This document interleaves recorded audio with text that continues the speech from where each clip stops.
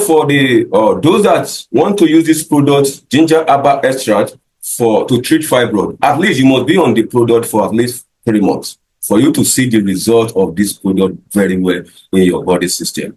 This is how to apply it if you are using it or to treat fibroid. In the morning, you take 30 ml.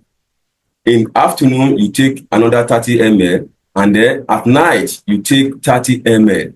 Now, in the morning, you take 30 ml with empty stomach. If you don't have ulcer, you take it with empty stomach. Afternoon, you take another 30 ml. And then the last thing, when you are going to bed at night, you take another 30 ml. Each time you are taking this product,